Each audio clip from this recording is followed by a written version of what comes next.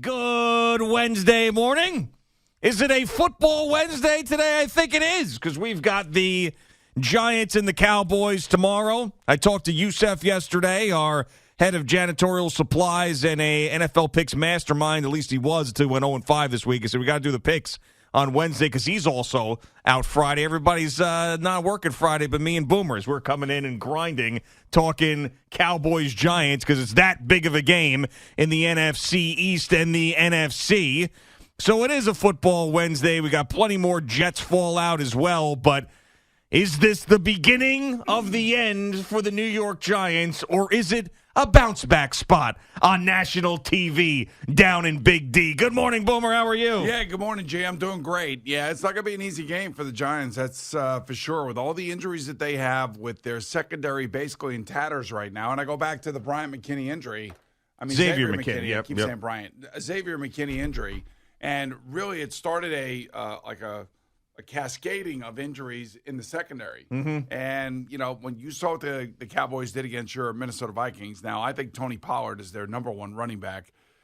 They can run it, they can throw it, and they can get after the quarterback. And I think in the last 4 games, they've forced 8 turnovers. So there's a lot of reasons why you would love the Cowboys in this game. I think what's this spread, like 9.5? It was 8.5 the last time I looked a couple days ago, so I will take a look for you on FanDuel Sportsbook. Definitely on the money line. You gotta love the Dallas Cowboys in this game, just simply because of the way that they've played the last couple games out. I know that they lost to the Green Bay Packers. They had a 28-14 lead. 9.5 now. You're right. So they coughed it up, and I look at the Giants and I look at where they are, who they are, what they're missing, and what is going to be needed in order to win this game.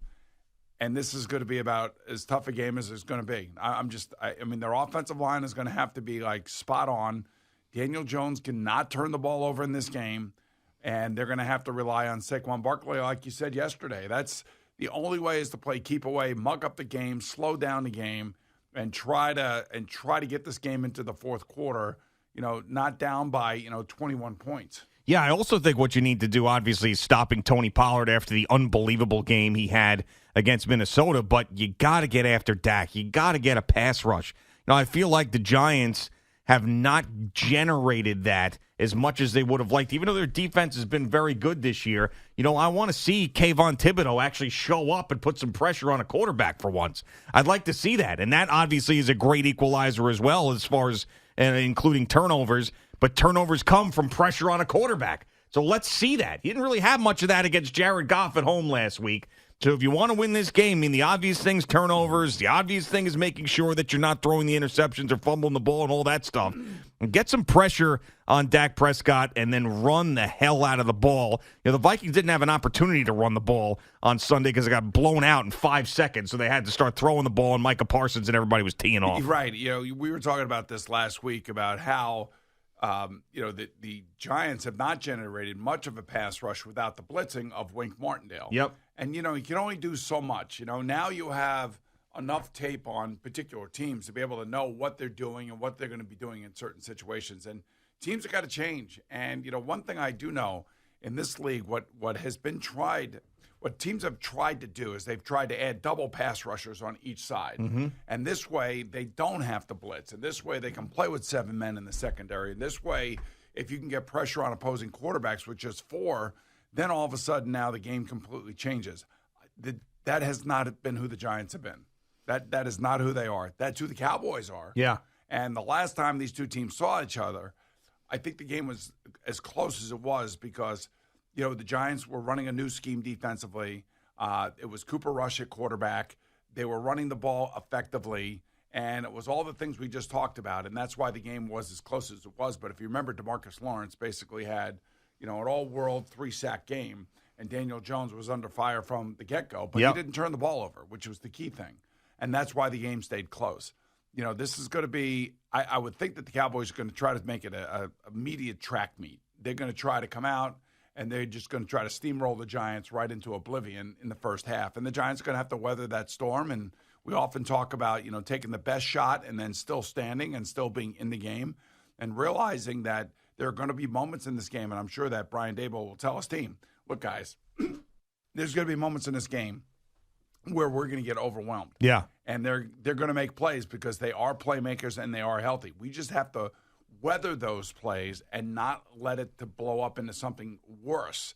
And, the last thing I want to do is come in here on Friday morning and discuss a blowout. Yeah, well, I don't think it's going to be a blowout. I think I'm going to end up picking the Giants a little bit later today just to keep it close. I mean, and really the question is, how good are the Cowboys? We know 40-3, they looked unbelievable. They looked unstoppable, both sides of the ball. They just couldn't do anything wrong right off the bat. They've got a sack fumble against Kirk Cousins. I mean, there was absolutely no pressure on Dak. There was just Tony Pollard's all over the place. It was just ridiculous. I mean, they look like a Super Bowl team against the Minnesota Vikings.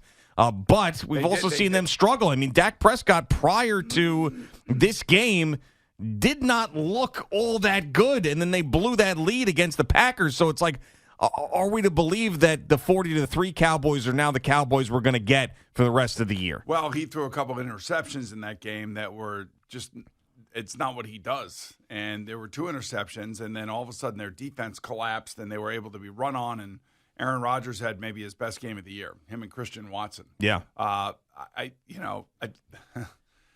The Giants are a completely different team. I mean, I felt like coming into this year that, maybe Brian Daboll could get something out of Daniel Jones, which he has. Maybe they can get something out of Saquon Barkley, which they have. They're getting very little from their wide receivers other than Slayton and Wan'Dale Robinson, and Robinson's out now. Yep. I mean, they're getting nothing from their tight end position. Right. Well, Cody Bellinger's out. Obviously, that Galladay's been a mess. The trade of Kadarius Toney. I mean, there's just not a ton of talent there.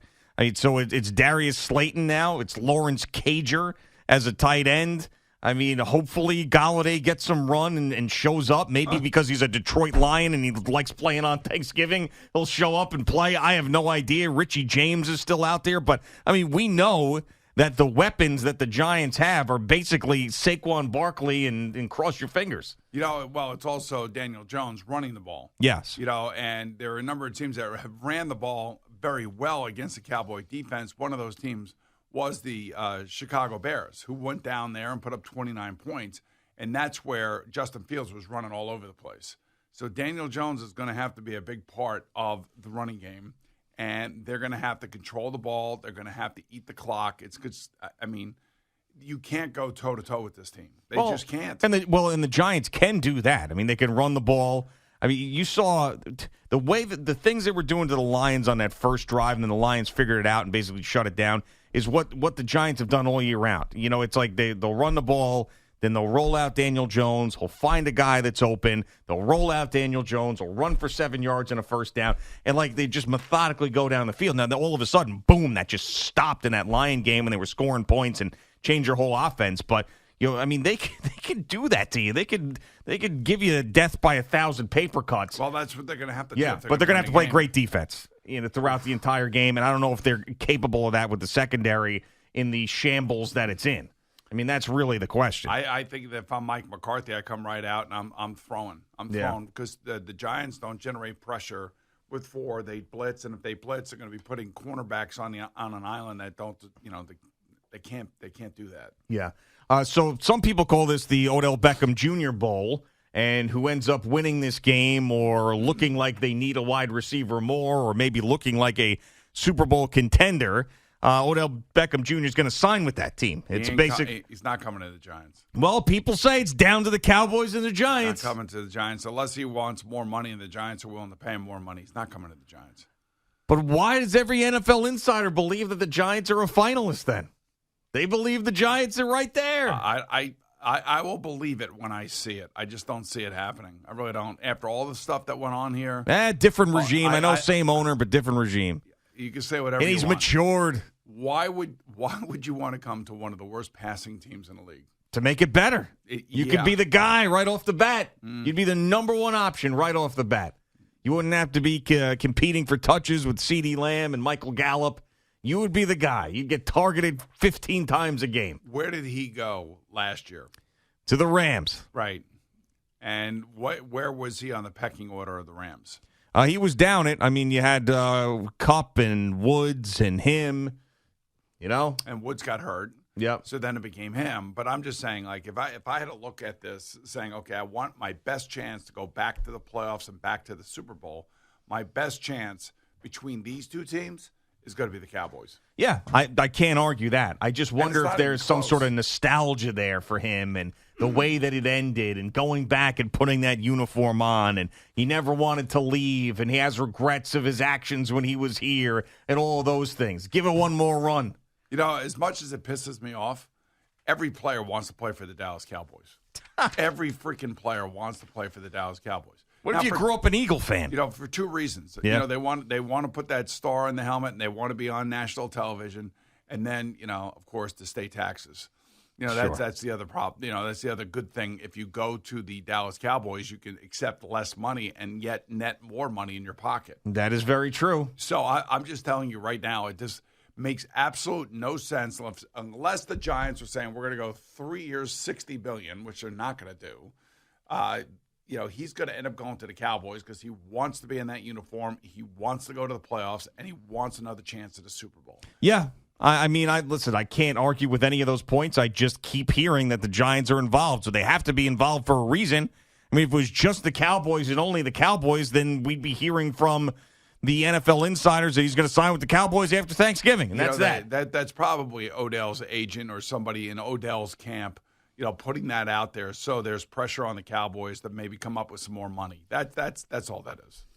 Yeah, but I mean, aren't the Jones family smart enough to realize, you know, what's going on, what's real and what's not, and calling a bluff? Like the way that you're dismissing the Odell to the Cowboys, to the Giants, they could be dismissing it the same way. I'm just telling you, everybody is recruiting Odell Beckham Jr. to the Cowboys. Everybody.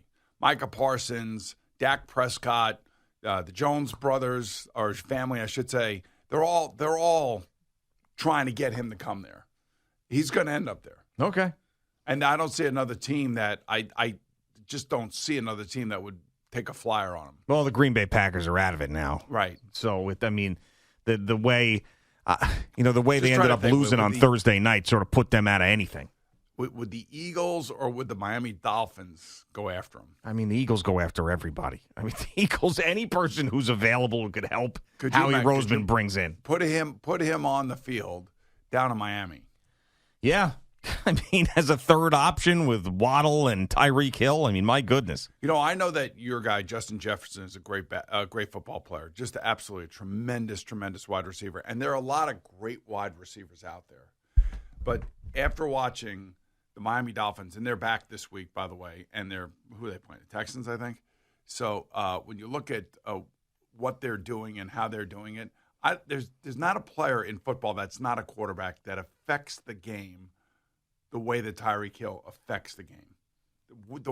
The speed, where they put him, how Mike McDaniel deploys him and gets him involved, and how many players around him benefit from him just being on the field and what he does to the opposing defenses. It's ridiculous. Yeah, I mean, I can't argue with you today because the Vikings scored 3 points last week and Justin Jefferson went invisible, so I can't really argue with you today, but I still think Justin Jefferson's better. The last time we saw Tyreek Hill, I think he only had 4 catches in the game. So I would expect that we're going to see somewhere between 8 and 14 catches for him in this game. Well, yeah. I mean, if they are they playing the Texans? If they are playing the Texans, then yeah. I mean, my God, of course. I mean, he might have 300 yards receiving. Yeah, they're home to the Texans. They're a 13-point favorite. Yeah. So I just think that. Could you imagine if Odell Beckham Jr. were on that roster? Oh.